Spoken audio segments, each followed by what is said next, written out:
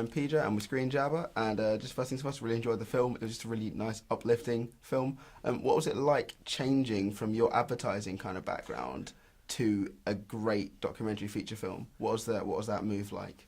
I think it was one was inspired by the other actually in a lot of ways. We still love doing commercial work, and I think that I hope you can see from the film the aesthetics of it, that we wanted it to be glossy and cinematic in that respect. But I think as well that it was a really welcome departure from working in an environment where obviously sometimes you're given a creative brief to work for someone else. This was entirely a creative brief sort of conceived by the three of us, Steve and I, and the producer Christian Brody. So I think it was amazingly inspiring to turn up on a sort of an island in the middle of the Pacific with no brief to answer to anyone else, just a few cameras, not enough suntan lotion, and a pretty incredible bunch of subjects in front of you as well. And obviously, what was it like? What made you choose this story? Because I mean, it is a great story. Obviously, like underdog. You've got the whole that just giant vibe that runs through it. It's excellent. But what made you lock on to that story as a choice? Well, I think as Mike said, we were searching for a longer story that we could create our own creative brief. But we were also looking for a story where we could rediscover our passion for the game, and probably we wanted to find the place where the game was at its purest. And through a conversation with the producer Christian Brody, he suggested, well, what about the American Samoan team who were beaten 31-0 against Australia, and it still stands as a World Cup, and as a world record rather. And if a team comes out for the second half 16-0 down, then surely these guys have got to be embracing a passion for the sport that you can't find anywhere else. So it was really.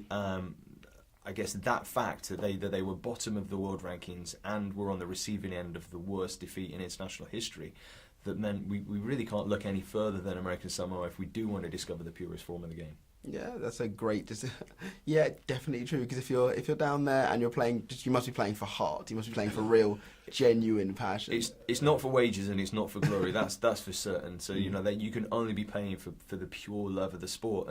And I guess coming from a commercial background or as a football fan in this country, I don't think we can say that. We've been really lucky to work with some of the best footballers in the world through our commercial work, and those guys absolutely love the sport as well. And it amazes me to go into some of the top clubs and see how, in spite of wages or contracts, how much these guys really are passionate about the game. But there's a different sort of passion when you're playing without any of those things, and that's what we wanted to discover.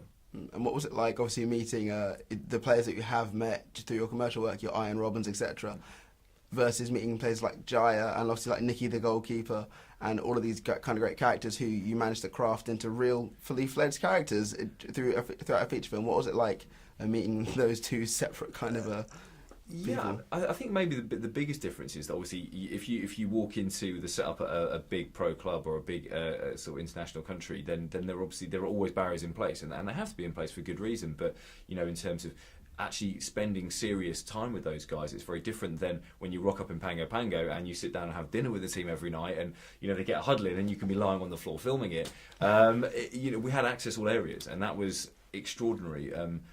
Partly, almost entirely due to the fact that the team were just so welcome and so open to us, that the CEO, Tavita Tamua, has just said to us when we arrived, you've made the commitment by coming 10,000 miles to our island that to show that you're here for the right reasons. So now wherever we go, you go. You're part of the family. They gave us these little Samoan kilts, these lovers. So we were rocking around in lower shirts and kind of lovers for half the time.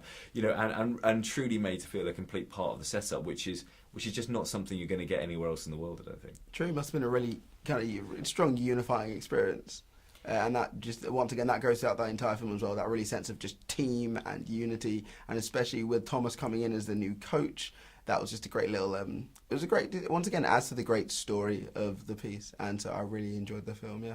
Thank you. I mean, you use the word unity there, and I think that's something that Samoan culture is really built upon, and I think Jaya exemplifies that, because the culture is so unified there that they're inclusive and welcoming of everybody, no matter what your sexuality or what your gender is. And they were welcoming to Thomas when he came as a new manager, and they were welcoming to us guys when we went in there, and that was it brought us closer together as friends, and it brought us closer together with the team. And once you've built that bond, it's impossible to remove from you, then I think we'll be Samoans for life. I know that Thomas will feel the same as well. Quality. Thank you. That's Thank you so much. Yeah, cheers. I really enjoyed that.